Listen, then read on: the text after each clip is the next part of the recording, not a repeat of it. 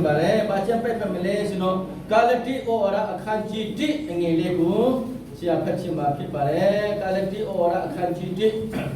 ora akan jidi engele jine siapa kau fit bare no alung are sino sino jasa peme alung ayung sebilo na thong jaba thu tikhin di ngaro aba phaya tikhin ni alu ro da engi songye to pesu pan bwa ma ngaro ku ke no chinga ngaro apijo uro ngaro apijo ku apero mui thu phaya tikhin ni ka ba asasa bungji ro mu se tri amen phato to chai phaya phi phayok si ta ko phya tin kaw ji pe ba se di ne sin pyan tha myo to ne ma ya ku wat pyu phu ku kwai pho chin mun phu yan pe kam phu yan atwet yok si la do ta de mi yok si ta ku le phya tin sat de myo kaw ji pe ba se di ne ti chin ka ha chono ro atwet ajan kong wet de no khit ya phi ya chin ya aju te ne ya me ne ye chono ro ha thaw ra tat ku ne ya me no yong ji chin ya asa phit de atwet jaw a ji ji de so da ko sha pyo chin la phit deဆိုတော့ကျွန်တော်ဒီတရားဒေသနာထက်ကိုမသွားခင်မှာဒီကျွန်တော်တို့power point လေးကိုကျွန်တော်တို့ကြည့်အောင်နော်ဒီပထမမှာတွေ့တဲ့ဟာကဘာလဲအဲ့ဒါဘာလဲဘယ်လိုခေါ်လဲပမာလို့မီလားလားမီနော်အဲ့ဒါမီကမီဘူးလားတော့မကြည့်ဘူးဓာတ်ပုံမှာမဟုတ်ပဲနဲ့မင်းအရှင်မြင်ဘူးတဲ့လူရှိတာလက်ထောင်ပါအောင်အော်ရှိတယ်နော်မင်းမြင်ဘူးလေရှိတယ်ဆိုတော့မမီးလာမတည်ဘူးမင်းကမမီးကျွန်တော်ရကုန်ဒိဆိုင်ယူတော့မှာပါတော့ပါရှိတယ်လေရှိတယ်မှာလည်းရှိမှာပေါ့နော်ဆိုတော့မင်းကမြင်တဲ့အချိန်မှာရှိဘူးတဲ့လူတွေရှိမှာခင်ဗျားတို့တတိထားလာမတည်ဘူးတိတ်ချက်ကြည့်ပါဦးအဲ့ဒီမင်းကိုကျိုးပေါ်မှာပါရှိလဲမင်းရဲ့ကျိုးနဲ့ဗာလဲဒီရင်ပေါ်မှာပါရှိလဲဟမ်မင်းကြောင့်ရှိတယ်နော်အမေနဲ့မင်းကြောင့်တွေ့လားသူလေပင်ကနဲ့ဖြစ်အထိမင်းကြောင့်အမေရှိတယ်ပြီးတော့သူအရှင်မှလည်းမင်းကြောင့်ဗာလဲအမေနဲ့ပတ်ထားတာတွေ့လားအဲ့ဒါမိမန်တမြဟာဒီလိုအမှတ်တာရှိတယ်အဲ့ဒါဘာကူပုံဆောင်တယ်လဲဆိုတော့ဇခရယာအခန်းကြီးကိုငယ်ကူမပါဖြစ်လဲလက်ဝကတာကူပုံဆောင်တာဖြစ်တယ်အဲ့ဒါတော့အဲ့ဒီမိကူပါဖြစ်လို့ယေရှုခရစ်တော်ကရှိတယ်လေဆိုရင်ပရောဖက်တိကကုံလုံးပြောပြီးပြီအဲ့ဒါတော့ယေရှုကပါပြောလဲမောစေကကြီးထားတဲ့စာအုပ်စာလံကျမ်းမှာကြီးထားတဲ့အကြောင်းပရောဖက်တိကကြီးထားတဲ့ကျွန်တော်ရဲ့အကြောင်းတွေအလုံးဟာပြည့်စုံစေရမယ်ဆိုပြီးတော့ယေရှုခရစ်တော်ကပြောထားတယ်ဆိုတော့ယေရှုခရစ်တော်ဟာလက်ဝကတာမှာတေမေစုခရစ်ကသူမွေးဖွားခင်မှာမမွေးဖွားခင်မှာဘယ်လိုမျိုးကိုတွားတဲ့အချိန်မှာပါရှိတယ်လေယေရှုခရစ်တော်မေရီအမေကပါရှိခဲ့တယ်လေဒုတိယပုံပြဒုတိယပုံယေရှုခရစ်တော်ကိုမွေးဖို့ဖို့ရမေရိကဘယ်လိုမျိုးကိုတွားတဲ့ချိန်မှာပါရှိခဲ့တယ်လေအဲ့ဒါမိပဲရှိခဲ့တယ်ဟုတ်တယ်မဟုတ်လားအဲ့တော့အအိုးဖွင့်တယ်မဲလက်ခဏအဲ့ဒါဆိုဖျားတကယ်ကပါပြောလဲကောင်းကင်နဲ့မေကြီးပြရှိခဲ့တော့လေငါစကားဒီလုံးဝပြရှိချင်မရှိအဲ့ဒါဆို prophet ကမောဆေရေးထားတဲ့စကားဆာလံကျဲကြီးထားတဲ့ဟာယေရှုခရစ်တော်မှာအကုန်လုံးပြည့်စုံခဲ့တယ်အဲ့ဒါဆိုယေရှုခရစ်တော်ဟာအသက်ရှင်တော်ထာဝရဖခင်ရဲ့သားတော်ကယ်တင်ပန်ရှင်ဖြစ်တယ်ဆိုတာကိုသက်သေခံတာဖြစ်တယ်အဲ့ဒါကြောင့်ယေရှုဘာဖြစ်လို့မင်းတွေမရှိတာလဲဟုတ်တယ်မလားမင်းလက်တွေမရှိတာလဲလာတွေမရှိတာလဲမိပဲရှိတာလဲဆိုတာလေကျမ်းပိုက်မှာရှိပြီးသားဘုရားမောင်မှာ prophet ပြုပြီးသားဖြစ်တယ်အဲ့ဒါကြောင့်မေရိကယေရှုခရစ်တော်မွေးဖို့ဖွင့်ရအတွက်လဲရှိတဲ့ဟာကအဲ့ဒီမိပဲရှိလာတယ်ယေရှုခရစ်တော်အသက်ရှင်နေတဲ့ချိန်မှာတရက်ပဲတခင်ဖြစ်ရမယ့်အကြောင်းကိုဟောတဲ့နေရရှိတယ်အဲ့ဒါပါနေတယ်လေအဲ့ဒီပမ်စနေဆိုတဲ့ယေရုရှလင်မှာဝင်တဲ့ရကပဲယေရှုခရစ်တော်ကချီးမြှောက်ခြင်းခံရတယ်ချီးကျူးခြင်းခံရတယ်သူ့ရဲ့အသက်ကသူ့ရဲ့အတွင်းမှာတော့အဲ့ဒီနေပဲချီးမြှောက်ခြင်းခံရတယ်နောက်တစ်ပုံသူခရစ်တော်ဒီလောကမှာအသက်ရှင်တဲ့အချိန်မှာတနေ့ပဲသူကပါရလဲချီးမြှောက်ခြင်းကိုရတယ်ယေရှုခရစ်တော်ယေရုရှလင်မြို့ကိုဝင်လာတဲ့အချိန်မှာလူထုတွေကဘလူပေါ်ခဲ့လဲဟောစနာလို့ပြောတယ်ဟောစနာဆိုတာကချီးမြှောက်တာမဟုတ်ဘူးနော်ချီးမွမ်းတာလည်းမဟုတ်ဘူးနော်ဟောစနာဆိုတဲ့အဓိပ္ပာယ်ကဇခုပင်လေငါတို့ကုကဲတင်ပါ save us today အခုမှပဲကျွန်တော်တို့ကုကဲတင်ပါလို့ပြောထားတယ်ဘာဖြစ်လို့လဲဇခရယာပြောတာလေနင်တို့ကဲတင်ရှင်မဆိုင်ယာယေရှုခရစ်တော်ဟာ ရှိရင်နဲ့ယေရုရှလင်မြို့ကိုဝင်လာမယ်ဆိုတော့မမျော်လင့်ပဲနဲ့အဲ့ဒါမိကလေးကိုရှိပြီးမှဝင်လာတဲ့အတွက်ကြောင့်ယေရုရှလင်မြို့သူမြို့သားတွေကတည်ပြီးပြီလေဣသရေလမြို့တွေကခုန်တည်ပြီးပြီအဲ့ဒီလူဟာငါတို့ကတင်ပန်းရှင်ငါတို့ကိုကတင်မဲ့လူငါတို့ရဲ့ဘယင်ဖြစ်မယ်ဆိုပြီးတော့သူတို့ကအဝါဖတ်တရားနဲ့သူတို့ဆောင်လေခင်ပဲတယ်ဟုတ်တယ်မလားဝတ်စားခင်ပဲတယ်အဲ့ဒီမှာမိလေးကိုရှိရလာရင်နဲ့ဟောစနာဆိုပြီးတော့သူတို့ဟောကြတယ်အဲ့ဒီနေ့ကယေရှုကသူတို့ကိုကဲတင်လာမကဲတင်ဘူးသူတို့ထင်တာကတော့ရောမစစ်တပ်ဘဝကနဲ့ရောမအင်ပါယာကနဲ့ငါတို့ကိုကဲတင်မယ်လို့သူတို့ထင်တာဒါပေမဲ့ယေရုရှလင်မြို့ကိုဝင်လာတဲ့သူတို့ကိုကဲတင်တာပဲပြောနေယေရုရှလင်မြို့ကိုရောက်လာတဲ့သူပါလို့လဲယေရုရှလင်မြို့မှာရှိတဲ့ဖခင်เจ้าမှာရှိတဲ့နော်ဒူရီနွားရီသူတို့ကယေပရဟိတ်တွေကကြောင်းထားတဲ့ဟာတွေနော်ပူဇော်ဖို့လုပ်ထားတဲ့အရာတွေအားလုံးကအကုန်လုံးကိုမောင်းထုတ်ပစ်လိုက်တယ်သူတို့ပိဿာတွေလဲတယ်အဲ့ဒီပိဿာတွေလည်းအကုန်လုံးဖွင့်ပစ်လိုက်တယ်ယေရှုဘာပြောလဲငါရဲ့ခမဲတော်အင်အဖအင်ငါဒီလူမျိုးပွေးချင်းပါမယ့်နေရာမဟုတ်ဘူးလေရှိပွေးရလို့ရမယ့်နေရာလည်းမဟုတ်ဘူးလေဒီလောကစီးစိမ်ရောက်ချင်ရမယ့်နေရာလည်းမဟုတ်ဘူးလေငါရဲ့ခမဲတော်အင်ငါဘာဖြစ်မလဲစူတော့မယ့်အင်ပဲဖြစ်မယ်ဟာလေလုယာအဲ့ဒါကြောင့်ဆရာကြီးကသုံးတာဒီဟာစကိုက်မဟုတ်ဘူးနော်ရှင်းမဟုတ်ဘူးနော်ဒီမှာသတိထားဒီဟာကစူတော့မယ့်နေရာဖယားကိုချစ်မှုတဲ့နေရာဖြစ်တဲ့အတွက်ကြောင့်ဖြစ်တယ်လို့မနေသေးဘူးအဲ့ဒါကိုမေတ္တာမထားဖယားကိုချစ်မှုမယ်ဖယားကိုဝတ်ပြုမယ်ကိုကိုွယ်မယ်ဆိုရင်စကိုက်လို့မတုံရဘူးယေရှုခရစ်တော်ပြောထားတယ်ငါခမဲတော်အင်ကစူတော့မယ့်နေရာအဖေနဲ့စကားပြောရမယ့်နေရာအဖေကိုချစ်မှုမယ့်နေရာဖြစ်တယ်လောကီလူ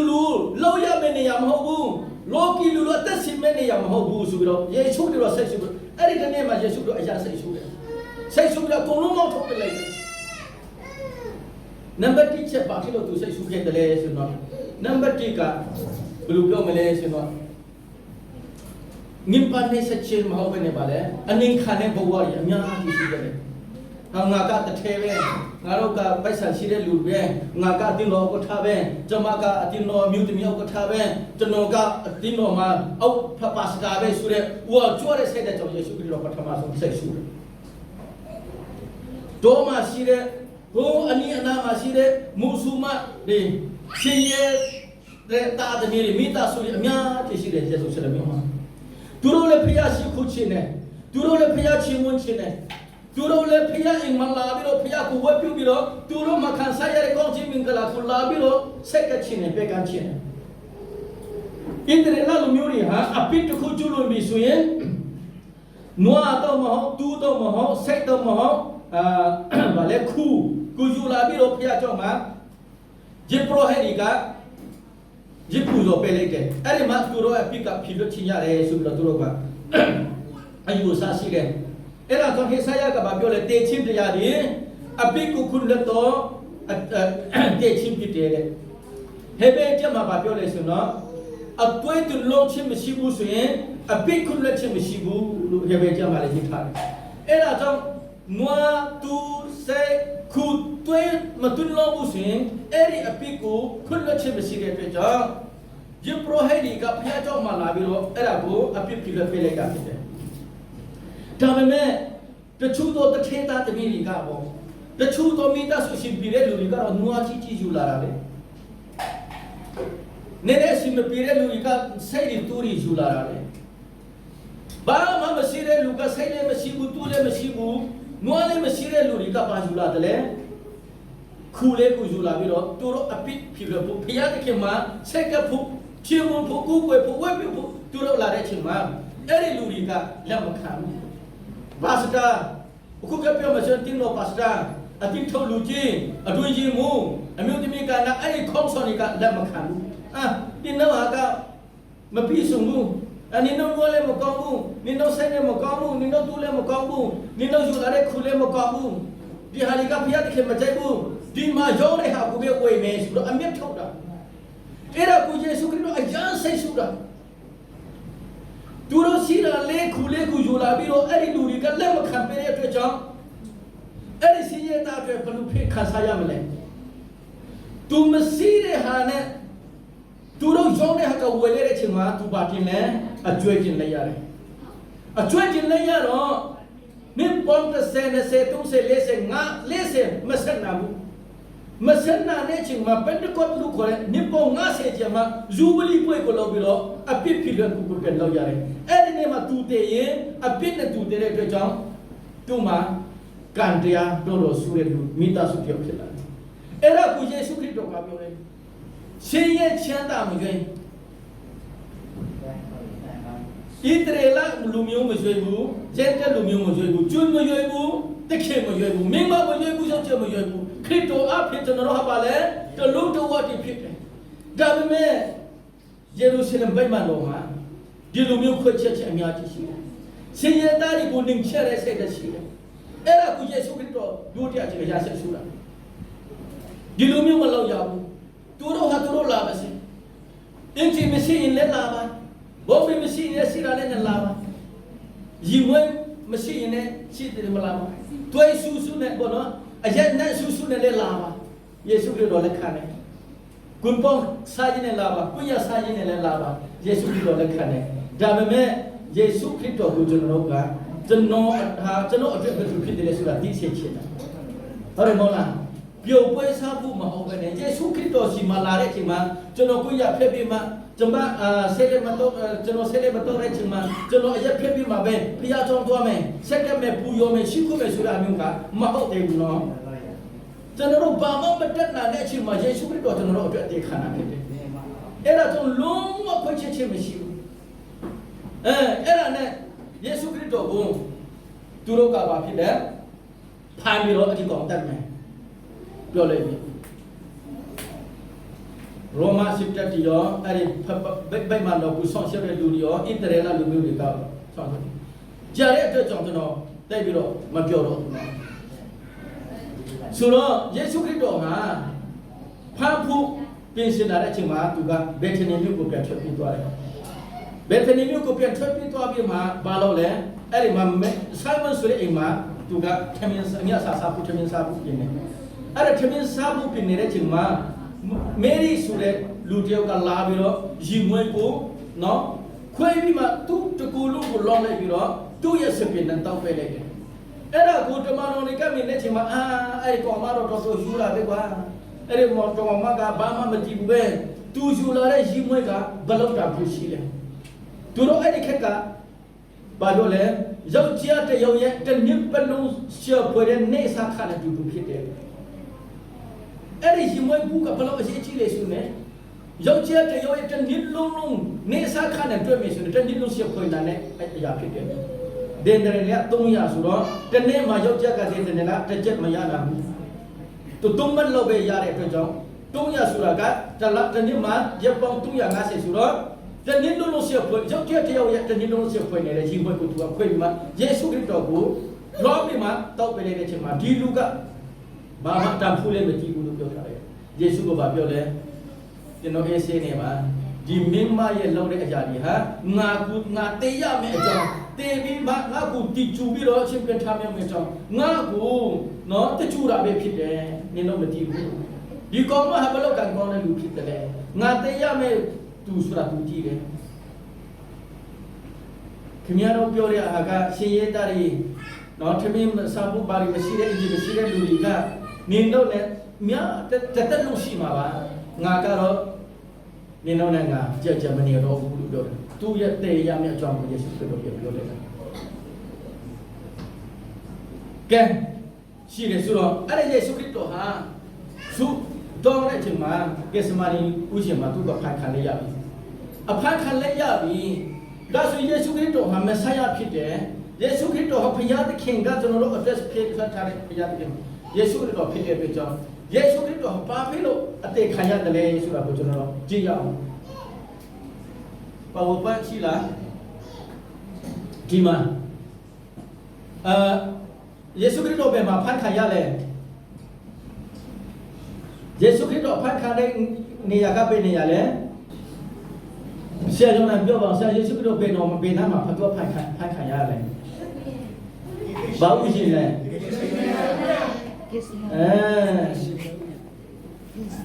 အဲ့ဒီဥရှင်ကဘယ်မှာရှိတယ်လဲဆိုတော့ယေရုရှလင်မြို့ရဲ့9မိုင်အကွာဩ olive တောင်ပေါ်ရအောက်မှာရှိတဲ့ Catron ဆိုတဲ့မော်နော် Catron ဆိုတဲ့မေပြက်အဲ့ဒီမေပြက်ထဲမှာပါဝင်တဲ့ဥယျာဉ် garden တစ်ခုလည်းပဲဖြစ်တယ်ဂျေရုဆလမ်မြို့ကလည်း9မိုင်ဝေးတယ်9ကီလိုမီတာဝေးတယ်အဲ့ဒီနေရာမှာတွားပြီးတော့ဆူတောင်းတာအဲ့ဒီမှာဖန်ခံရတယ်အဖန်ခံပြီးတော့အဲ့ဒီဂျေရုဆလမ်မြို့ကလည်းအဲ့ဒီခေစမာနီဥယျာဉ်ကလည်းသူ့ကိုပဲကိုခေါ်တယ်လေ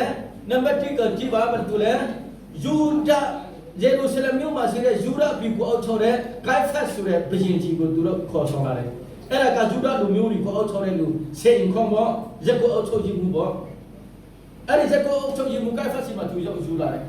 ယူလာတော့ဂိုက်ဖတ်ကတညာလုံးသူ့ကိုအပြစ်ရှာတယ်တရားစီရင်တယ်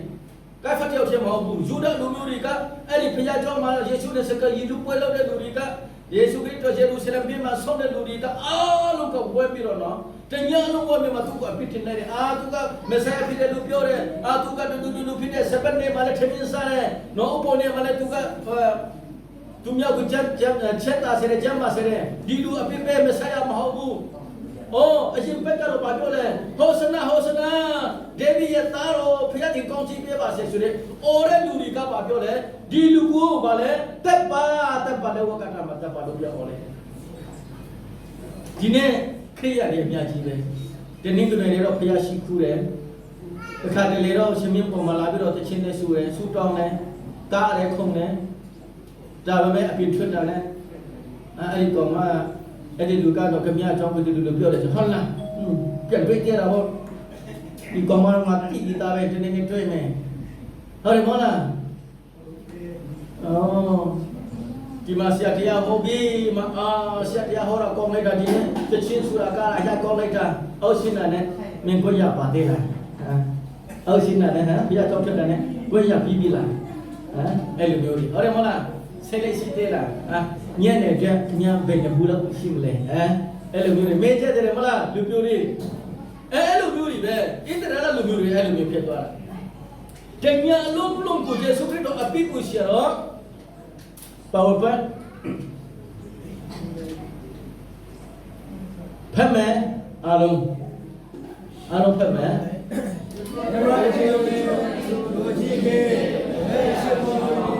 ယေရှုကို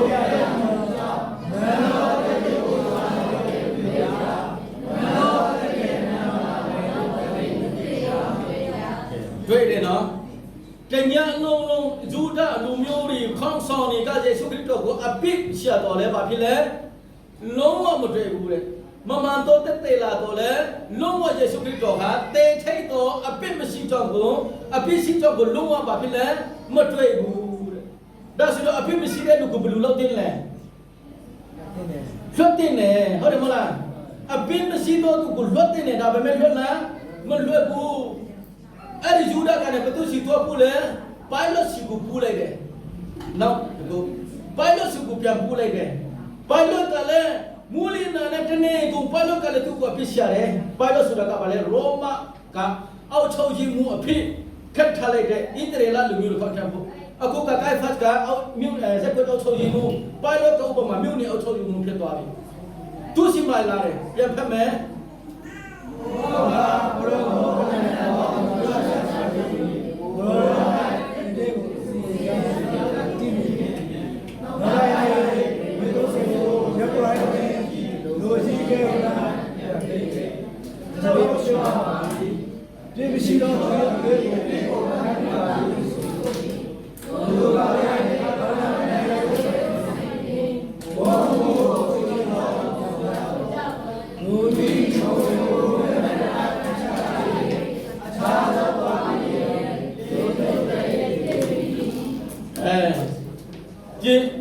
အဲ့ဒီဂျူဒာလူမျိုးတွေကအဲ့ဒီဂျူဒာစကရက်ခင်နာကနော်သူကိုတုံးစတဲ့ကြောင်းစားတာလေလောထားတော့သူခင်နာကဂျူဒာလက်ထက်မှာအလိုက်ပြီးတော့ဂျူဒာလူမျိုးတွေကသူ့ကိုနည်းနည်းပါးချင်းကပဲတော့သူ့လွတ်မယ်လို့ထင်တာဂျူဒာစကရက်က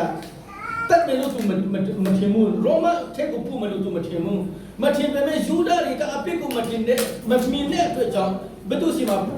လဲပိုင်လို့စီမှာရောမစီမှာပေးထားပြီးရောမစီမှာပေးထားပြီးဆိုတော့သူလုံးဝမလွတ်တော့ဘူးဆိုတာဂျူဒာစကရက်ကတီးသွားတယ်အတွက်ကြောင့်ဂျူဒာစကရက်ကဘာပြောလဲအပိမရှိတော့သူဟာငါသူ့ကိုတွေ့တော့ဘူးဆွန်းလောင်းစေတယ် ယူဒအစရိကဘာပြောလဲငါယောင်းစားတဲ့သူဟာဘာဖြစ်လဲအပြစ်မရှိတော့သူဖြစ်တယ်ဆိုတာသူကူသူဝိုင်ခံပြီးတော့သူယောင်းစားတဲ့ပိုက်ဆံကိုယူပြီးမှသူကဘာပဲလဲဘယ်မှတော့ကိုတော့ပြီးတော့ဘယ်မှတော့မရှိတဲ့လူကြီးတွေကိုသူ့ပေးလိုက်တယ်သူ့ပေးလိုက်ပြီးတော့အဲ့ဒီလူကြီးတွေကဘာပြောလဲအခမရပိုက်ဆံမဲ့ခမရယူသွားလိုက်ပါဘယ်လိုပဲလောက်တော့သွားလိုက်ပါဆိုတော့ပြောလိုက်တယ်ယူဒအစရိကအဲ့ဒါထွက်ပြီးတော့သူကဘာဖြစ်လဲသူကသူကျူးဆွဲပြီးတော့အသက်ခံရတယ်နံပါတ်3နည်းနည်းတော့ရအောင်နော်နည်းနည်းပိုက်ဆံလာပြီကျန်တဲ့လူတွေကအဲ့လိုနေကြတယ်နံပါတ်3ဟုတ်မယ်ဘုရားတော်ရပါလို့အဲ့ဒီ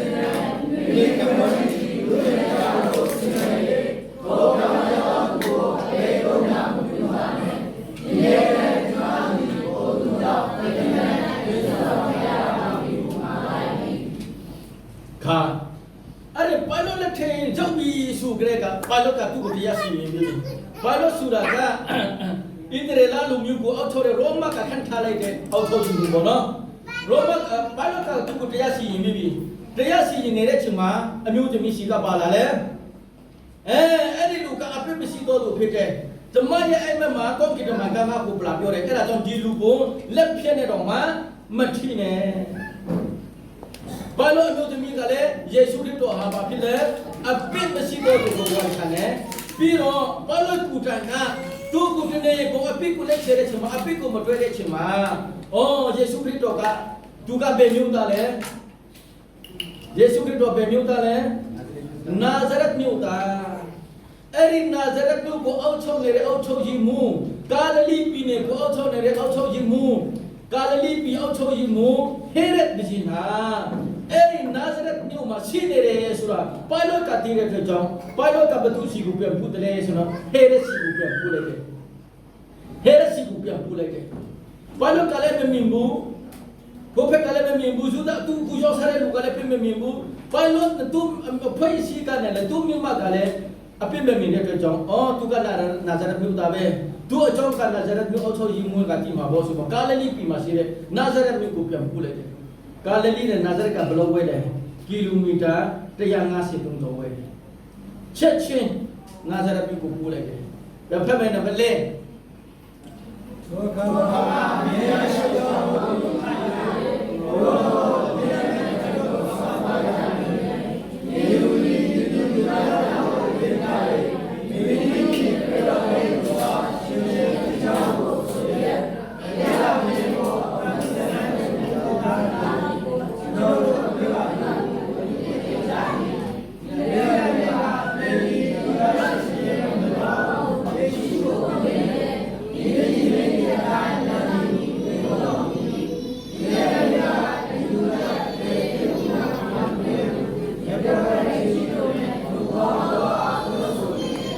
နံပါတ်ကလည်းဆက်ဖက်မယ်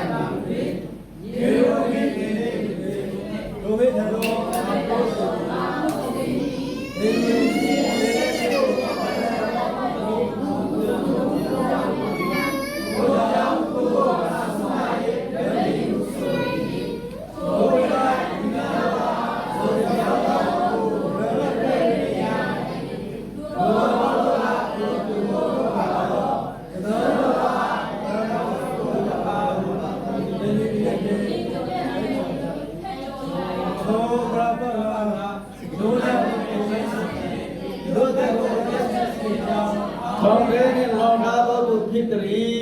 ပလမင်ဒီယေရှုကိုဝတ်ချင်သောကြောင့်သူတို့အားတဖန်ပြောဆိုလေ၏ကဲဒီမှာကြည့်ပလောကဟေရမင်းရှိမှပြန်ပို့တယ်ဟေရမင်းကလည်းသူ့ကိုအပြစ်လိုက်ရတဲ့ချိန်မှာဟေရမင်းကလည်းမတွေ့တဲ့အတွက်ကြောင့်ဟေရကဘသူရှိပြန်ပို့ခဲ့တယ်လေပလောမင်းရှိကိုပဲပြန်ပို့လိုက်တယ်ဒီလူကငါလည်းပြမမြင်ဘူး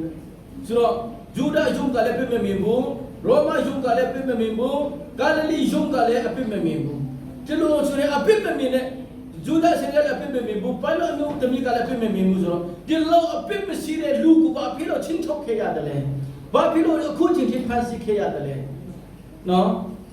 ဒီလိုအပြစ်မမြင်ဘူးဂျုံကလည်းအပြစ်မမြင်ဘူးလူကိုယ်တိုင်ကလည်းအပြစ်မရှိဘူးလို့ကွန်ခံပြီးဆိုတော့သူ့ကိုယ်ဖူးပဲဟုတ်တယ်မလားဘာဖြစ်လို့မထွက်ခဲ့တယ်လဲအဲ့ဒါနဲ့စင်ပေါ်လူကဘာပြောလဲဆိုတော့ဘာလို့ကသူ့ကိုလွတ်ဆက်ခြင်းနဲ့လွတ်ဆက်ခြင်းတဲ့အတွက်ကြောင့်ရောမဥပဒေအရာအခုနကျွန်တော်တို့ဘုရားကျောင်းတက်ပြီးမှကျွန်တော်တို့တွေ့တယ်မလားယေရှုခရစ်တော် the person of Christ သူ့ကိုရိုက်တာတက်တာလေအဲ့ဒါကစပါလောကဘာပြောလဲဆိုတော့ရောမဥပဒေအရာသူ့ကိုချိန်နာပေးမယ်ပေးပြီးမှလွတ်မယ်ဆိုတော့သူ့ကိုချိန်နာပေးခါနေတာ30ကိုချိန်အကုန်လုံးတွေ့နေစွန့်သွားတယ်ဆူနဲ့ဆူပြီးတော့ခေါင်းနေတဲ့ကုန်လုံးဆွဲထွက်သွားတယ်သူ့ဝတ်စားတဲ့ကုန်လုံးဆွဲပလိုက်တယ်နော်ဘယ်လိုနည်းနာခံရတယ်လဲဘယ်လိုခံရတယ်လဲယေရှုခရစ်တော်မြင်တွေ့တယ်မဟုတ်လားခုနလေးမှာပြထားတာလေအပြစ်မရှိဘဲနဲ့ဘာဖြစ်လို့ဒီလိုချင်းချင်းပေးရတယ်လဲရှင်ပေါ်လို့ကောင်းလို့ရှင်ဒုတိယချင်းသူပြောတယ်နင်းတို့ယူဒာတော်ဥပဒေမှာရှိတယ်မဟုတ်လားဘတ်တခါပွဲမှာအထောက်ထဲကရှိတဲ့လူတယောက်ကိုမေတ္တာလွှတ်ပေးလိုက်တာပဲအဲ့ဒါဆိုယေရှုကိုလွှတ်ပေးမယ်လို့ပြောတဲ့အချိန်မှာမလွှတ်နဲ့ဘာတပတ်ကိုတက်လိုက်လွှတ်ပါယေရှုကိုတက်လိုက်ပါဆိုတော့အော်ရီလူတွေကဘယ်သူတွေလဲဟောစနာလို့အော်ထားတဲ့လူတွေပဲဖြစ်တယ်အဲ့ဒီအချိန်မှာဘိုင်ဘယ်ကပြောတယ်ဘာတပတ်ကိုပဲကိုတက်မယ်ယေရှုကိုလွှတ်မယ်လို့ပြောတဲ့အချိန်မှာမလွှတ်နဲ့ဘာတပတ်ကိုလွှတ်ပါအဲ့ဒီဘာတပတ်ကဘယ်သူလဲတခုတည်းမြမဒိန်မှုနိုင်ငံတော်ပုံကမှုနဲ့ထောင်ချတဲ့လူပဲဣသရေလလူတွေကပြောချက်ချင်းတယ်။ဘာဖြစ်လို့လဲသူတို့ရဲ့ကေတင်ပါရှင်မဆိုင်အဖြစ်သူတို့လက်မခံလို့ပဲဒီနေ့ယေရှုခရစ်တော်ဟာကျွန်တော်တို့ကေတင်ပါရှင်ဖြစ်လက်မခံသေးဘူးဆိုတော့လောကီရဲ့အတ္တနဲ့ကျွန်တော်တက်စီမှာဖြစ်တယ်။ဆွေးနွေးစတနာရီဝါကြွမယ်အဝတ်တဆရီဝါကြွမယ်ဂုံတိုက်ခါရီဝါကြွမယ်ကိုလောက်တဲ့အလောက်တွေဝါကြွမယ်အဲ့ဒါယေရှုခရစ်တော်မိမိရဲ့ကေတင်ပါရှင်ဖြစ်ကိုယ့်ရဲ့တခင်အဖြစ်မလက်ခံသေးဘူးပဲဝိညာဉ်ကြီးအဖက်မှာကျွန်တော်အသက်မရှိနိုင်တာဘုရားကျောင်းကတက်ပြီးတော့နော်တဏှာကြီးတရားဒေသနာဟောတာတော့မငြီးငွေ့နေတယ်ဆိုတော့အဲ့ဒါလောကီရဲ့တတ္တပဲအဲ့ဒါဘာဓမ္မရဲ့တတ္တဆိုတော့ဒီနေ့ဆရာစဉ်းစားရှင်းနေနံပါတ်6ကိုသွားမယ်နံပါတ်6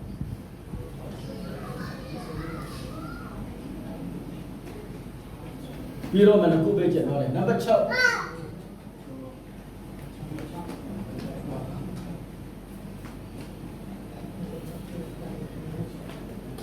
ကွန်ပျူတာကြောင့်တော့ဒီအဲ့ဒါကိုဆရာဟောဘာလို့ပြောတာဒီလိုလည်းပဲဆက်မရှိတော့ဆရာကလည်းလက်ဆောင်လေးပေးနေဟဲ့မဲစေတနာတော်ဆိုရမယ်လာပါဒီတော်နဲ့ဘုရားဘာတော်ဘာဒီတော်ဘုရားဆိုရည်တရားမူကမင်းရဲ့ဘုရားကိုဆုံးမရဲ့ဒီဘုရားကပြတ်ကြတယ်ဘုရားခင်ကိုမကြောက်ငါတို့ဒီကိုမြတ်တဲ့ပြည့်နဲ့အရာတို့ကပြည့်နေပဲဒါကတည်းကအကြရည်ဒီလိုပါတဲ့ဒီကိုမှသူဆိုပြီးတဲ့တကယ်ပေါ်ဒီနိုင်ငံတော်နဲ့ပြည့်ချောလာတော့ကအတလို့ကိုအောက်မဲ့လို့ပါယေရှုကိုရှုံးပြီးယေရှုကလည်းကာမစုကတဲ့တဲ့နဲ့ကားနဲ့ဒီကိုရတိကုန်တော့ရှိနေလို့မင်းတော်ဟာလေလုယာရှုံးကလည်းပြင်းမင်းဘူးပါလမင်းမကလည်းပြင်းမင်းဘူးသူကိုရောစားတဲ့သူတဆဲလည်းပြင်းမင်းပဲနဲ့သူကိုမလွတ်ပဲနဲ့ဘာဖြစ်လို့လက်ဝါကတာကိုတိုက်ခါရတယ်လဲအသေးခံတဲ့ချိန်မှာတော့သူပဲဖက်ကရှိတဲ့လူတယောက်ကဘာပြောလဲဒီလူဟာဘာဖြစ်လဲလုံးဝအပြစ်မကျူးလို့တော့သူဖြစ်တယ်သူငယ်ချင်းကိုမဆက်စုပြီးတော့နေနေတာဟာတခုတည်းမြတ်နိုင်ငံတော်ပုံကလည်းလူနော်တဲ့ထဲတဲ့နာတော့ဖြစ်တယ်ခင်ဗျားကလူကိုမပြောနဲ့ဖျက်ကိုတော့မကြောက်ဘူးလားသူငယ်ချင်းကိုဆက်စုပြီးမှသူဘာပြောလဲတခါမှဖျက်တော့မတက်ဘူးဒီကောင်နော်တခါမှစတဲ့စကူလည်းမတက်ဘူး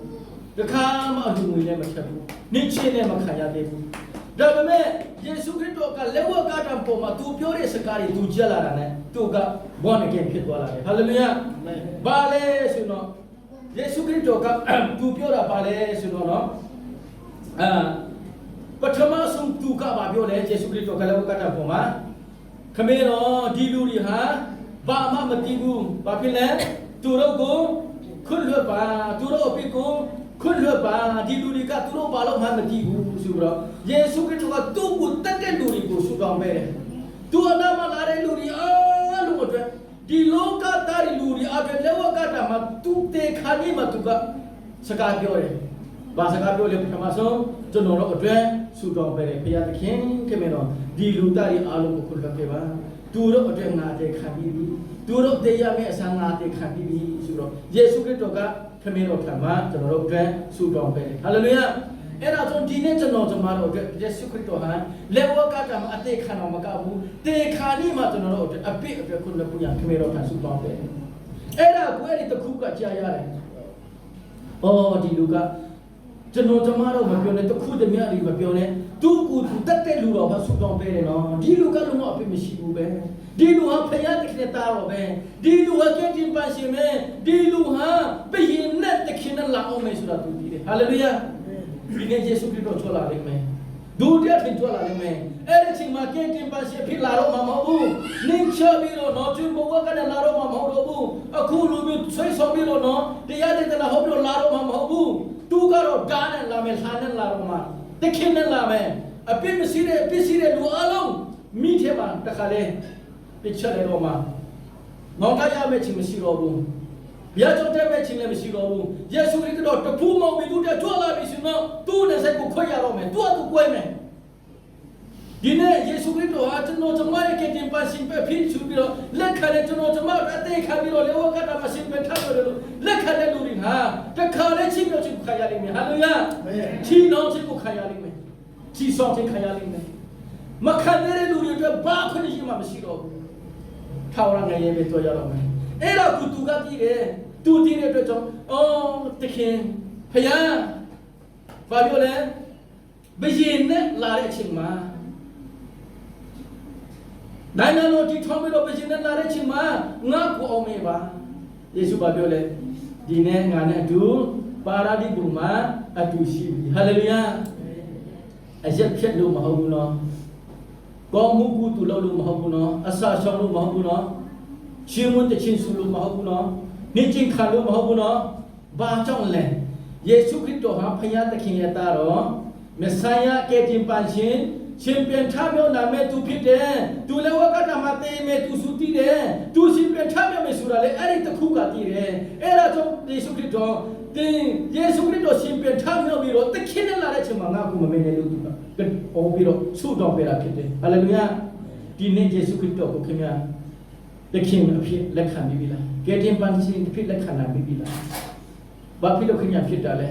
ကျွန်တော်တို့မလူကချင်းပဲချင်းဆိုတော့ဘုရားဘာသာမဖြစ်တယ်ဘူးခင်ဗျာပဲဖြစ်ရတော့မယ်ကျွန်တော်တို့ရခိုင်လူမျိုးတွေကနှင်းနေနိုင်ငံကြီးမှာလည်းမပါဝင်နိုင်ဘူးဆိုပြီးတော့ခင်ဗျာထက်ဝင်တာလား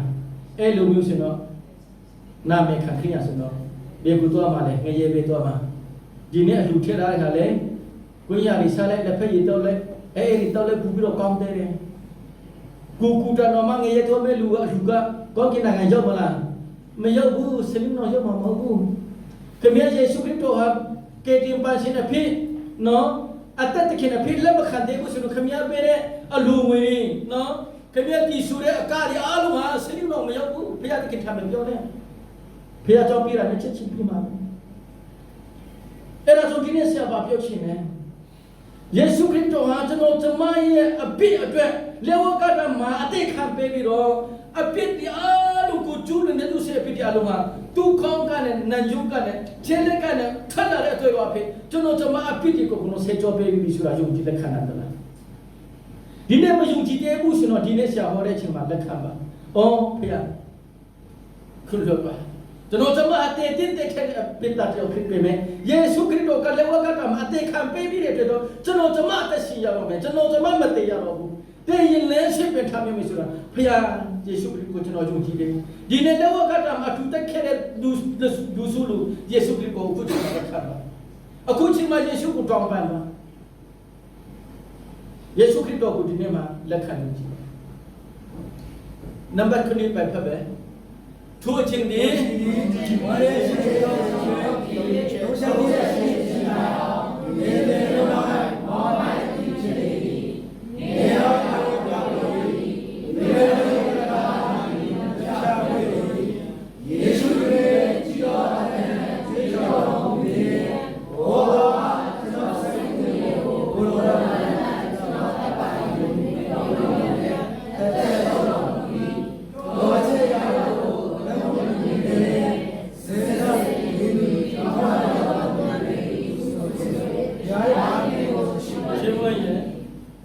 ဘယ်သူကဖျားတခင်ကိုချင်းမွန်းတယ်လဲ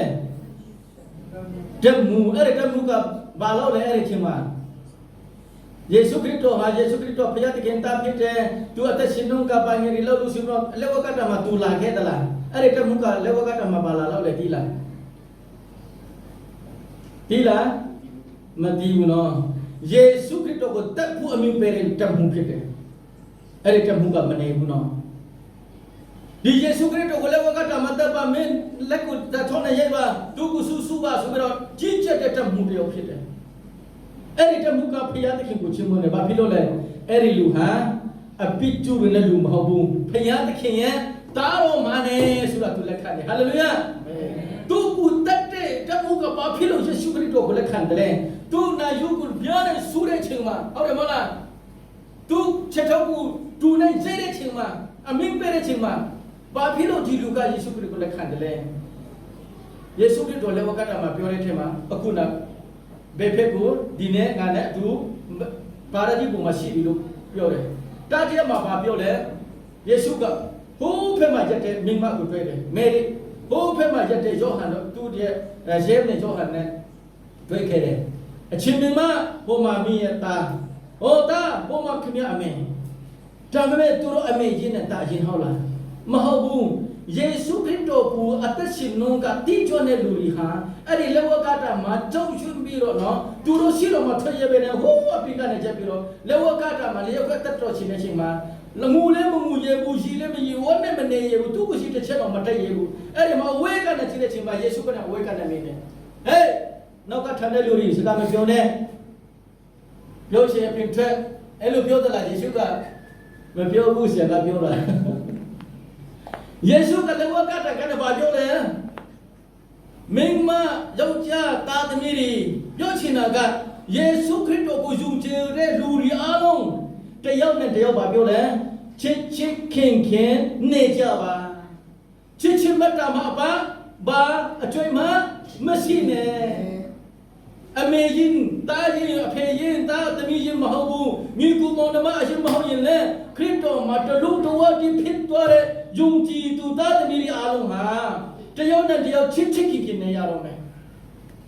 အဒီလူကတော့မကောင်းဘူးကဒီကတော့စောနေကတော့ပါစတာဖြစ်ပြီးမှဒီကဆရာ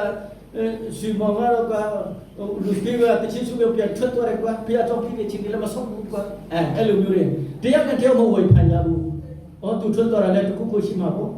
မိသားစုမလည်းရှိပြီတခုခုရှိမှာပေါ့ဒီနေ့သူတို့ပြတော့မလားနာနဲ့သူတို့မှဘာခက်ခဲရှိတယ်ဖုန်းဆက်လိုက်ဟုတ်တယ်မလားအဲ့လူနဲ့တယောက်ဘာဖြစ်မလဲထူမမယ်တယောက်နဲ့တယောက်အားပေးမယ်တယောက်နဲ့တယောက်ချီးမြှောက်မယ်ဟုတ်တယ်မလားအဲ့ဒါကိုခရိညာရဲ့တတာချင်းပင်ထမျိုးချေရဲ့တတာဖြစ်တယ်မဟုတ်ဘူးကျွန်တော်တို့ကတော့နော်တခါတလေပခုခုဖြစ်နော်ပြောရင်အများကြီးပဲဘာကိုတက်ကိုတီးဆုံးနေမလားကိုအကြောင်းကိုပဲတီးဆုံးနေမလားကိုကဘာဆိုင်တဲ့မျိုးဖြစ်တယ်လေကိုကအတင်းထုတ်လူကြီးပုံမှာပါစတာပုံမှာဘာစေတနာရှိခဲ့တယ်လေဥပမာပြောမယ်ကွာဆရာဇော်နန်ကဒီအတင်းတော့မှာတာဝန်ယူတာပဲနည်းနည်းရှိပြီလေဘယ်နည်းနည်းရှိပြီလဲတနည်းလားနည်းလောက်ရှိပြီနော်မနစ်ကလေးကဆရာဇော်နန်နဲ့တည်ပြီဆရာဇော်နန်ကိုအင်ကြီးတစ်ထဝေးပေးမှုလေဆိုတဲ့လူလက်ထောင်ပါဆရာဇော်နန်တို့မိသားစုကိုတခါစားဖို့ချက်တကောင်အမေအသားတပိတ်တဝေးပေးမှုလေဆိုတဲ့လူလက်ထောင်ပါမရှိဘူးမဟုတ်လားအဲ့ဒါဘုရားသခင်ကပြောတယ်ကိုအနာမှာရှိတဲ့ညီကူမောင်နှမတော်မှမချစ်နိုင်ဘူးဆိုရင်မမီနာတော့ဘုရားကိုချစ်တယ်ကျွန်တော်ဟာဘောလကင်တာတမီဖြစ်တယ်ဆိုတာဘာဖြစ်လဲမူတာစကားလင်းစကားမဟုတ်တဲ့စကားဖြစ်တယ်အဲ့ဒါကြောင့်ဒေဝကတာမှာကိုပြောတဲ့စကားကအယံတူမှုပဲအချင်းချင်းကိုဘာဖြစ်လဲချစ်ကြပါနားလည်မှုရှိပါချစ်ချင်းမတမဘာမှအကျိုးမရှိဘူးယေရှုခရစ်တော်ကလက်ဝကတာကနေကျွန်တော်တို့မှာထားတယ်ဒီနေ့ဂါလတိဩဝါဒထဲမှာရှင်ပေါလုကပြောတယ်တမန်တရားကိုတိုက်ကျွေးသောတင်းရဲ့ဆရာကိုယူတယ်ပါလေးစားပါခင်ဗျာခံစားရတဲ့ကောင်းခြင်းမင်္ဂလာထဲမှာသူ့ကိုယ်လေးဝိညာဉ်ပါလို့ပြောထားလိုက်တယ်ကျွန်တော်တို့ဆေဘူးတခုထားတဲ့ဟာကအတင်းတော်တွေ့ထားကျွန်တော်တို့ကိုဥဆောင်နေတဲ့တမန်တရားကိုတိုက်ကျွေးနေတဲ့စူတောင်းပေးနေတဲ့ကျွန်တော်တို့ဆရာမတွေကိုတခုခုတော့ကျွန်တော်လုပ်ပေးတယ်နည်းနည်းလုံးလုံးမှာ จะนิดลงมาพนักงานเราโวยไปวุ่นที่จะเทเราโวยไปวุ่นสิ่งนั้นแต่แกยุ่งจีตัวเชื่อมเขาเดียวเชื่อมาจากมันสิ่งเดียวกูคิดรู้อยู่ดิประตูก็เปียวเลยสาเปียวละมาเปียวเยซูคริสต์ก็เลี้ยวกันต่างกันเปียวละต้องชิมเปลี่ยนท่าเปียวตัวตัวแต่กันอย่างนี้มันสิมาเปียวเลยท่าเปียวเยซูคริสต์ก็เลยดูท่าเปียวไปดูดิกันที่เชื่อมาจากสิ่งนั้นต้องดีบาเลยอัศจรรย์เดียวด้วยดีเนี่ยสามด้วยเสียสายเลี้ยอยู่ละเนาะแต่แม่คุณไม่ยอมเตะบุสายเลี้ยอวยบีก้าปอมาใส่ลงไปอยู่ละเว้ยมีอะไรไหมเลยเขาเรียกว่าดีเนี่ยสายการที่เรามาเชื่อพูดถึงพวกมีสิ่งที่เรามาแล้วเนี่ยเชื่อตัวเรื่องชิมมาเลยตัวเล็กตัวดูไปเลยดูสิอะไรดีเนี่ยแล้วทำไปบ้างฮะbetul le thong pe ba je ju pi pro di timbo se adu the pe re du jono ma ti lu ba le thong pe ba phya si ma je ju ke ne phya kaw chi pe ba se alu ne ko pe da hobe mo la mya la ne la ma hou bu hobe mo la sai tek ka adika gu lu chin ne among le ka tche ne je pe pe je ju ro a phin ti ta cha a phin jono lu ne la ya lu ha kaw kin na ngan jaw deအလူမူလာကောက်တဲ့ချိန်မှာပေးချင်တဲ့စိတ်တက်မရှိဘဲနဲ့အဲ့ဒီနေတဲ့ဒီမှာဘာမှမရှိတစ်စက်တာတို့ချင်တော့နှမျိုးလေးရတယ်ပေးတဲ့ဟာကစလင်းတော့မရောက်ဘူးနော်ငါစက်တာတို့ပေးပါတော့မပေးလို့လည်းရှက်တယ်အနီးနာကလည်းကုန်းထဲပြီဆိုတော့တော့ဒီနေတော့ဘယ်လိုမျိုးစင်တော့မရဘူးယေရှုခရစ်တော်ချစ်ချင်းမတ်တာရှိကြပါဘေကကြပါဘေလူကြပါတယောက်နဲ့တယောက်ဆူတော်ပေးကြပါတယောက်နဲ့တယောက်အားပေးကြပါကူညီကြပါလို့လက်ဝါကတာကနဲ့ပြောတယ်ဒုတိယချင်းတားတဲ့ချင်းပါပြောလေယေရှုခရစ်တော်အရာဝန်နေတဲ့ခြေပွဲတယ်ဘာဖြစ်လို့လဲခမည်းတော်ကျွန်တော်တို့အပြစ်အားလုံးသူ့အပေါ်မှာဒီနေ့အတွက်ကြောင့်ဘာဖြစ်လဲဖခင်တခင်ကသူ့ကိုဆွလွတ်လိုက်တယ်ဖခင်အတန်ရှင်တော်သူဖျက်မတော်သူဖြစ်တဲ့အတွက်ကြောင့်မဖျက်နေမတဲ့မတန်ရှင်တဲ့သူနဲ့မနေနိုင်တဲ့အတွက်ကြောင့်သူ့ရဲ့အချစ်ဆုံးတော်သူတိတော်သားတော်ကိုဆွတ်တော်မူတဲ့အောင်ဘာဖြစ်လဲလောကီသားမြတ်ကိုချစ်တော်မူဟာလေလုယာဖခင်တခင်ခမည်းတော်ကသားတော်ကိုဘာဖြစ်လဲဆွတ်တော်မူတဲ့အောင်ဘာဖြစ်လို့ဆွင့်ခဲ့တယ်လဲခမည်းရဲ့အဖြစ်ကိုသူ့အပေါ်မှာတင်ထားလို့ကျွန်တော်ရဲ့အဖြစ်ကိုသူ့အပေါ်မှာတင်ထားလို့သူ့တော်တိတော်သားတော်ကိုခမည်းတော်ကဆွတ်လွတ်လာတဲ့ချိန်မှာယေရှုခရစ်တော်ဘယ်လိုမူကြွေးခဲ့တယ်လဲအဘ wait for second me ဘာဖြစ်လို့ကျွန်တော်ကိုဆွတ်တော်မူခဲ့တယ်လဲဘုရားသခင်ကသူ့ကိုဆွတ်လွတ်လာတဲ့ချိန်မှာအယံကိုဝန်နေကြွေးပြီးတော့ဘာဖြစ်လဲအော်ရှိစားတယ်သူတတ်တာမကုန်ဘုရားသခင်ကသူ့ကနဲ့ဆွတ်လွတ်တဲ့ချိန်မှာOh, Jerusalem ni ma pada milo ka zaida no, dan Roma dan mulu ka zaida kata dan chong zaida di tu ana asal pada ko ma matimu. Kamero lulo da tu ko tu atar pere to chang. Da be me kamero ka tu ko suna la re chima, tu ko kha sa ya re. Tu ai chwe ni ne pure ba be ching le, mun de ching phi le to chang ba phi le ne pure. Ne pure chang ba phi le tu chwe ni thot de. Tu ko khana to de mo la ku na video ma. ဒီလိုအနာစီတဲ့ချိန်မှာကွဲတဲ့ဆက်ဆက်နဲ့ထွက်တဲ့နေရာမှာချွေးပြတော့သူဆက်မလားဘယ်လိုဆက်မလဲစဉ်းစားကြည့်လားယေရှုခရစ်တော်ကခမည်းအတွက်ဘယ်လိုအနည်းနဲ့ခံပြီးအနာခံပြီးကယ်တင်ခဲ့တယ်လဲဆိုတာစဉ်းစားဘူးလားကယ်တင်ခြင်းကိုလွယ်လွယ်နဲ့မစဉ်းစားနဲ့နော်ခရိယာဖြစ်လို့လည်းကယ်တင်ခြင်းရမယ်လို့မထင်နဲ့နော်ယေရှုခရစ်တော်နဲ့အတူအနည်းနဲ့ခံပြီးမှနော်တေးခြင်းကိုခံပြီးမှယဉ်မြောက်ခြင်းကိုခံရပြီးမှရှင်ပြန်ထားပြောမယ်ဆိုတာကလွယ်လွယ်နဲ့လောက်မဟုတ်ဘူးအဲ့ဒါကြောင့်ခရိယာတွေအများကြီးကနာမခံခရိယာတွေများတယ်တရင်ကောင်းကိုတေးချင်နားမလဲလက်မလဲလာပဲနဲ့နော်ခရိယာဖြစ်တဲ့ကဲတင်ချင်းကြောင့်မကောင်းကင်နိုင်ငံကြောင့်မလို့ဖြစ်ကြတယ်မဟုတ်ဘူးယေရှုကဘာပြောလဲပါကြောင့်ခေါ်တဲ့လူကတော့များမယ်ဒါပေမဲ့ရွေတဲ့လူကတော့နေမယ်လို့ယေရှုကပြောပြီးသားပဲကျွန်တော်မလို့ကျွန်တော်မှလည်းပဲတော့ရွေမယ်တော့မတည်တယ်ဘူးလောက်အပဲဖြစ်ခဲ့ရင်တော့တွားပြီးအဲ့ဒါတော့လောက်အပဲမဖြစ်ဘူးညာယေရှုခရစ်တော်ရှင်ပြန်ထမြောက်တဲ့နေရာမှာသူဘုံတော်နဲ့ကြွလာတဲ့အချိန်မှာတခင်နဲ့ကြွလာတဲ့အချိန်မှာခြီဆောင်တဲ့အချိန်မှာကျွန်တော်ပါတော့ဖူးရဒီနဲ့ဆက်နှလုံးအကျွမ်းမင်းနဲ့လက်ခံဖို့ပဲဘာပြောလဲအော်ခမေတော်အလူဝတာ ကျွန်တော်ဒီခက်ကလာကနဲ့ဒီလူသားတွေအားလုံးဟာကဲတင်ရှင်ကြဖို့ရတယ်ကျွန်တော်လောက်ခဲ့တဲ့အရာတွေအားလုံးဟာဒီလောကတာပေါ်နေပါဖြစ်တယ်အမှုပြီးပြီဘာအမှုလဲခမရအပိယအခါကြောင့်တေချင်းတရားရဲ့အမှုဟာလောကတာမှာယေရှုခရစ်တော်ကပြီးပြီဟာလေလုယာအဲ့ဒါတော့ဆရာအရှင်ဘက်ကလည်းပြောတယ်ယေရှုခရစ်တော်ဟာလောကတာမှာရောမစစ်တပ်ကမတက်ဘူးယေရှုခရစ်တော်ဟာလောကတာမှာမတည်ဘူးယေရှုခရစ်တော်ဘာဖြစ်လဲခမရရဲ့အပိယအခါအမှုအတွက်ကြောင့်သူကအသေးခံပေးတာဖြစ်တယ်သူစိတ်ဓာတ်နိုင်တာတွေ့ပြီးထွက်တာအလုံးကဒီအတွေ့တော့ကပဲကျွန်တော်တို့အပိတ္တာရီအပိတ္တိအလုံးကိုဆက်ကြောပေးတာဖြစ်တယ်အတွေ့တင်လောက်ချင်းမရှိဘူးဆိုရင်အပိခွန်းလောက်ချင်းမရှိဘူးဆိုတော့တော့တော့မရှိဘူးတာအဲ့ဒါဆိုယေရှုတွေ့တော့ဖြစ်ကျွန်တော်တို့ကျူးလွန်နေတဲ့ဗီဇအပိတ္တိအလုံးsorry ဒုစရိုက်အပိတ္တိအလုံးကခုလက်ပြီးတော့တေချင်းရဲ့အခါက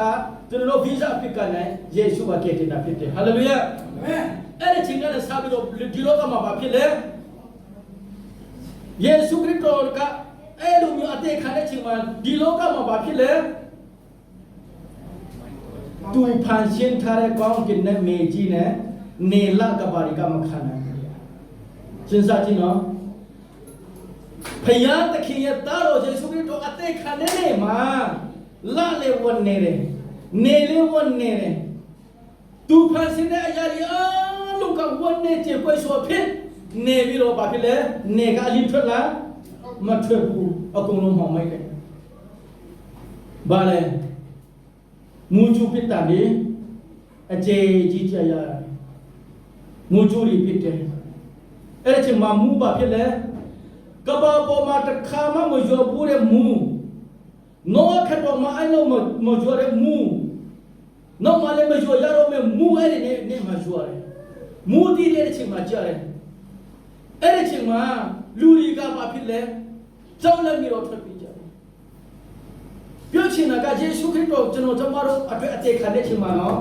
သူကူတခါစားရတာမဟုတ်ဘူးသူဖန်ဆင်းတဲ့အရာတွေအားလုံးဟာဝန်နေကြေခွေပြီးတော့သူတို့ရဲ့တက်ဆွမ်းတဲ့အရာတွေဘာတစ်ခုမှမထုတ်ပေးချင်တော့ဘူးစဉ်းစားကြည့်နော်ကျွန်တော်တို့အတွက်ယေရှုခရစ်တော်ဘယ်လိုအနစ်နာခံတယ်ဘယ်လိုကောင်းကင်နဲ့မြေကြီးကခံရတယ်လွယ်နဲ့ခရိယာဖြစ်ဖို့မလွယ်ဘူးနော်သူကတော့ဒီနေ့မှာဒီနေ့ချင်းခံပြီးသူကခရိယာဖြစ်သွားပြီးရှုရမှုနဲ့မပြီးဘူးနော်မပြီးဘူးယုံကြည်ခြင်းရှိရမယ်လုံးလို့မဟုတ်ဘူးနော်ယုံကြည်ခြင်းတာနေကျွန်တော်တို့ကတည်းကရတာအဲ့ဒီချိန်မှာအဲ့ဒီတစ်ခုကအိုးဒီလူကတကယ်ဖျားသခင်ပဲဒီလူဟာဖျားရသားတော်ပဲကဲဒီပတ်ရှင်ပဲသူဖန်ဆင်းတဲ့လောကမြေကြီးတော့မခံနိုင်ဘူးပဲဆိုတာကိုတီးပြီးတော့သူထမ်းပြီးတော့ဗာဖြစ်လဲဖျားကိုချီးမွမ်းလို့ရှိခိုးတယ်ဟာလေလုယာအဲ့ဒါကြောင့်သားသမီးတို့ဒီနေ့ကလည်းဖျားကိုချီးမွမ်းပါရှိခိုးပါဝတ်ပြုပါကုပွေပါပေးကမှာဘာကြောင့်လဲကောင်းကင်နဲ့မြေကြီးတော့မခံနိုင်တဲ့တားတော်ယေရှုခရစ်တော်ကျွန်တော်တို့အတွက်အသေးခံပြီးဒီလောကမှာလူဘဝကိုခံယူပြီးတော့လက်ဝါးကားတာမှာအသေးခံရတာဟာကျွန်တော်တို့အဖြစ်ကြောင့်ပဲဖြစ်တယ်ဒီနေ့ရှင်ပြန်ထားပြောတဲ့နေ့မှာယေရှုခရစ်ဖခင်သခင်ကိုလာပူပယ်ပြီးတော့ဝတ်ပြုပြီးတော့တခြင်းဆုပြီးတော့ဒီမှာလာတဲ့လူတွေအားလုံးဟာကောင်းတော့ကိုင်းကောင်းတော့ယုံကြည်တော်သူဖြစ်စေခြင်းနဲ့အဲ့ဒါကြောင့်ကျွန်တော်တို့အသက်ရှင်နေခြင်းမှာနောက်ဆုံးတော့ပြောလဲခမေတော်ငါရဲ့ဝိညာဉ်စိတ်ဝိညာဉ်ဟာခမေတော်လက်ထွက်တဲ့အတန်ပြီးပြီဆိုလိုချင်တာကယေရှုခရစ်တော်နဲ့အတူတည်ပြီးတော့အတူတကျချင်းခံပြီးတော့အတူတူချင်းပြန်ခံရချင်းခံရလူတွေရဲ့အသက်ဟာဘယ်မှာရှိလဲကောင်းကင်နာခမေတော်လက်ထွက်မှာရှိတယ်ခမေတော်လက်ထက်မှာရှိတဲ့လူတွေအလုံးကဘယ်သူကမှမနှောက်ယူနိုင်တော့ဘူးလို့ယေရှုခရစ်တော်ကပြောထားတယ်အဲ့ဒါကြောင့်ဒီနေ့နောက်ကပတ်တော်အဖြစ်ခွန်အားရရှိတော်မူပါနောက်ကပတ်တော်အဖြစ်တန်ရတဲ့ရှင်ပါနော် music နဲ့ကြားရတဲ့မိနာနဲ့တဲ့ရှင်နဲ့နောက်ကပတ်တော်နဲ့တဲ့ရှင်နောက်ကပတ်တော်နဲ့တဲ့ရှင်ပါကျွန်တော်ကဒီနောက်ကပတ်တော်ဖျားတဲ့ခင်ပေါက်သွင်းထားတဲ့အသက်ရှင်တော်ကောင်းတဲ့မြေကြီးမပြည့်စုံရင်လည်းမပြည့်စုံမဲ့နောက်ကပတ်တော်အသက်ရှင်မှာတယ်ယေရှုကပြောလဲငါဒီလမ်းခီဓမ္မတရားအသက်ဖြစ်အဲ့ဒီဓမ္မတရားလမ်းခီအသက်တာရင်ကျွန်တော်တို့အတွက်ဖြစ်တယ်ဆိုတာကိုဒီနေ့အားလုံးပြောချင်ပါတယ် နောက်ကပတ်တော်အားဖြင့်ရုပ်ရှိတံဖျက်တဲ့ကောင်းချီးပေးပါစေဒီနေ့ကျွန်တော်စီကံခံရတဲ့ယေရှုခရစ်တော်မှာလောကတာမှာတဲ့ခံတဲ့သူအခွင့်တဲ့သူပဲသူရဲ့ကိုခန္ဓာကိုကျွန်တော်တို့သုံးဆောင်မှာဖြစ်တယ်ကျွန်တော်တို့လောကတာမှာသူလောင်းခဲ့တဲ့အတွေ့အကြုံကိုကျွန်တော်တို့အောက်မဲ့တရိယာဆိုဖြင့်ကျွန်တော်တို့သုံးဆောင်မှာဖြစ်တဲ့အတွက်ကြောင့်ဒီမှာပွဲတော်မင်္ဂလာကိုပြင်ဆင်ဖို့ရတဲ့ဆရာဇော်နာနဲ့ဆရာဟာတယောက်လောက်ပုံရအောင်ဆရာကြောင့်ဆိုမှပြောတော့ပြီဆိုတော့သူအခါဆက်လက်နေစဉ်တွင်ယေရှုသည်မုတ်ကူယူ၍ကျေးဇူးတော်ကိုချီးမွမ်းပြီးမှမုန်ကူခဲ့၍ဒီမုန်ကားငိုင်းပူပြီးယူရဆက်ချက်လို့ဟူမူတော်မူရန်တပေတော်တော်မှာပေတော်မူ၏ဘတ်ကူလည်းယူ၍ကျေးဇူးတော်ကိုချီးမွမ်းပြီးမှသူကိုအားအတူတော်အားပေတော်မူ၍ဒီနောက်စိတ်တရားသည်တော့ကျွန်တော်ဒီဘက်ကပရိနိတရားအတိတ်နဲ့ဆိုင်၍လူများတို့အပြစ်ကိုလွတ်စေခြင်းကသူလုံးတော်ငါရဲ့တွေ့တော်ဖြစ်ငါစုဒီကာဤစပိယအမျိုးအဖြစ်ကိုငါခမဲတော်နိုင်ငံတော်နဲ့တင်းတို့နဲ့အတူငါမတော့မီဒီတိုင်အောင်ယခုမှဆက်၍အတပံတော့ရသည်ဟုမတော့ရသည်ဟုပြုတော်မူ၏သူနောက်တချင်းကိုစုပြီးမှဒါတွင်တော်တော့ချက်ကိုကြွချင်၏ဟုပြုတော်မူ၏ရှင်တော်များရှိမနဲ့ကိုယ်တို့ကတော့ကြာလာပြီးသားကျွေးမတော်တော့တဲ့အဖြစ်တွေရဲတော်တကြီးရှိကြတော့မှပြု၍ယူတည်နေတဲ့ဆက်ကားနဲ့ဆက်ကြပါလိမ့်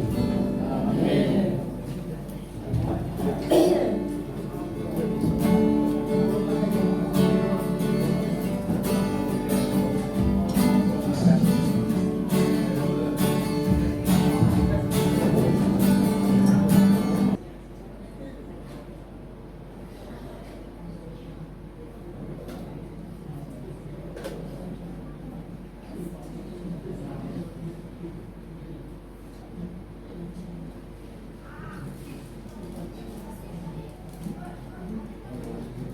ဒီနေ့ဆရာပေးတဲ့အရာဟာခမဲတော်ဓမ္မခံစားရတော့အရာဖြစ်ပါတယ်။သခင်ယေရှုခရစ်တော်ဟာယန်တုလက်တော်နဲ့အတ္တနဲ့ညမှာဆက်ပြီးတော့မုန်းကိုယူပြီးတော့ကျေးဇူးတော်ကိုချီးမွမ်းပြီးမှချုပ်ခဲ့ပြီးဒီမုန်းဒီတင်တော့အတွက်ငါချုပ်ဖက်တာတော့ငါ့ကိုခန္ဓာဖြစ်ယူ၍စားကြတော့ငါကိုအောင်မဲ့ဖို့ရအတွက်တုံးဆောင်ကြပါလို့ယေရှုခရစ်တော်ကမြင်တော်မူခဲ့။ညဆာဆာပြီးတဲ့နောက်ပိုင်းမှာခွတ်တခုကိုယူပြီးတော့ဒီကငါတုံလုံးထားတော့ငါရဲ့အတွေ့တော်ဖြစ်အပိအတွေ့စွန်းတုံလုံးထားတော့ပရိညာတိဖြစ်ငါကိုအမေဖူရတုံဆောင်ကြပါဘုရားတော်ဘုရားဒီနေ့ယေရှုခရစ်တော်ဟာကျွန်တော်ကျမရဲ့ကတင်ပန်းရှင်တကယ်အဖြစ်လက်ခံတော့ယုံကြည်သူသားတမီးများဒီနေ့ချင်းမင်္ဂလာကိုခံစားရတော့ယုံကြည်သူသားတမီးများအလုံးအတူတူကဆုတောင်းကိုဆုတောင်းချအဖြစ်အတူတူကတုံဆောင်ကြရအောင်